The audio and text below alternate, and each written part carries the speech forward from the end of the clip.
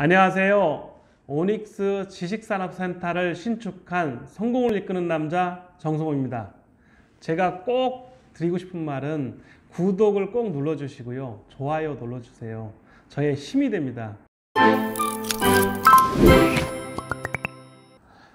오늘은 입학과 졸업 시즌이 2월이면 다가오잖아요. 그래서 지금 봄방학을 끝내고 개학하는 사람들은 막 준비를 할 것이고, 휴교령이 지금 우한 폐렴, 코로나 바이러스와 연결돼서 휴교령 하는 데가 좀 늘고 있거든요.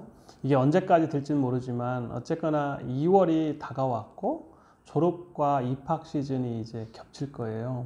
그래서 저는 제 중학교 들어가는 아들한테 물어봤어요. 너 중학교 선물로 뭐 갖고 싶니? 하니까 최신형, 가장 비싼 스마트폰을 달라고 하거든요. 그래서 스마트폰도 저희들이 영어로 말할 때는 모바일폰 이렇게 하거든요, 보통은.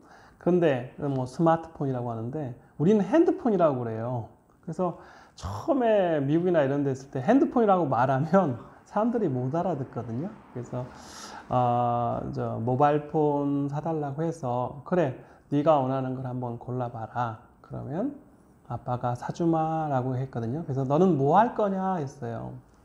근데 게임도 좀 하고요, 또 서치도 하고 자기가 좋아하는 웹툰 만화를 보고 또 교재를 보고 또 영어 동영상을 본다고 하거든요. 근데 그만큼 시대는 많이 변해서 본인 스스로가 스마트폰으로 찾을 수 있는 그 지식이 너무 많고 자기의 관심 분야에 집중할 수 있는 거더라고요. 물론 게임을 하면 너무 오래 하기 때문에 상당히 눈이 나빠질까, 아니면 다른 건강을 해칠까, 장시간 앉아 있으면 아무래도 몸에 무리가 오거든요. 어린아이들도 또 등이 굽는다든가 하는데, 모든 부모들이 똑같은 걱정을 하실 거예요. 눈 나빠지는 거, 아니면 자세가 나빠서 뭐 몸에 균형이 잘 안 맞는다든가, 그래서 아니면 살찐다든가 운동을 안 해서. 저도 똑같은 그런 걱정과, 그 다음에 좋은 점을 물어보면 본인이 웹툰을 찾는다든가, 아니면 동영상으로 영어를 좀 본다든가, 지식을 찾아본다든가, 또 새로운 것이 나왔으면 스마트폰으로 유용하게 활용할 수 있는 방법이 많더라는 거죠. 그래서 젊은 친구한테 넌 그러면 아빠한테 제일 원하는 게 뭐야? 했더니 아주 거대한 얘기를 했습니다. 집 한 채 주세요. 그래서 제가 껄껄 웃었어요. 야 임마, 스마트폰 말하더니 왜 또 갑자기 집이냐 하더니 눈치를 싹 보는 거예요. 아빠가 어디까지 나한테 해줄 수 있을까? 아니면 아빠를 떠볼 수도 있는 거죠. 아빠가 돈이 있나 없나부터.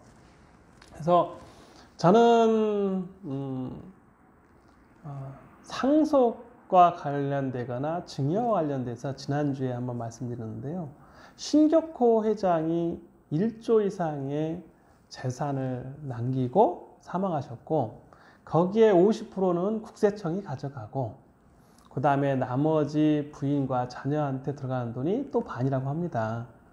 근데 그것처럼 사망했을 때는 상속이지만 미리 아마 거기는 회사 지분과 관련돼서 개인 재산과 구분하고 많은 부분이 지분으로 나눠져서 신격호 회장이라는 이름에 걸맞지 않을 거예요. 한국의 지금 매출이 70조가 넘는 롯데그룹을 갖고 있고, 일본에는 거기에 10분의 1 정도 매출을 갖고 있는 롯데가 신격호 회장이 가지고 있는 자산이 1조다. 근데 이건희 회장님은 살아계신데 지금 삼성전자의 주식이 사상 최대치를 기록하면서 거의 20조에 육박하는 재산을 갖고 있다고 합니다. 그러면 물론 200조 이상을 매출하는 삼성과 롯데와는 약 3분의 1 차이 난다 하더라도 자산이 1조밖에 안 된다, 좀 희한하죠. 그만큼 롯데의 신격호 회장님은 살아생전에 증여 및 상속을 준비했다는 거죠. 그래서 저는 이번에 입학과 졸업에 성년이 되기 전까지는 두 가지 큰 테마가 있어요. 하나는 18세까지 만 18세 이번에 투표권이 있어서 50만 넘게 투표권이 있다고 하고, 저는 부동산이나 기타 실물경제와 관련돼서 자식한테 얘기한다면 회사를 창립하시는 뭐 20대, 30대, 40대 또는 50대 아니면 뭐 80대도 좋아요. 70대도 좋고, 회사의 지분 구조를 지금은 주로 1인 기업, 주식회사를 해도 아니면 뭐 아는 분 몇 분이 가족이 하는 경우가 많거든요. 왜냐하면 지분을 나누면 연대보증처럼 세금도 내야 돼요. 만약에 저는 준비한 것 중에 회사에 자식에게 일부 지분, 회사 지분을 미리 1,500만 원이 저한테는 무상이었어요. 증여할 수 있는 한도가. 그래서 1억의 재산이면 15%의 지분을 주는 거예요. 그러면 나중에 가면 그것이 모여서 회사가 이익이 나면 거기에 대해서 배당을 하고 세금을 내고 난 다음에 남는 돈으로 부동산도 살 수 있어요. 우리나라의 미성년자, 즉 성년이 되지 않은 어린아이가 가지고 있는 부동산이 꽤 많다고 하는데, 이거는 단순히 부자들만의 잔치라고 생각하는 분들도 많은데 저는 그렇게 생각하지 않아요. 그거는 준비해야 된다고 생각합니다. 물론 뭐 사업에 다 성공한다는 보장도 없고, 또 그만큼 또 부동산으로 집을 사줄 만큼의 재력이 있는 것도 아니겠지만, 인생은 긴 스케줄이잖아요. 플랜을 짜지 않으면, 또는 그런 계획을 갖고 있지 않으면 시작할 수가 없어요.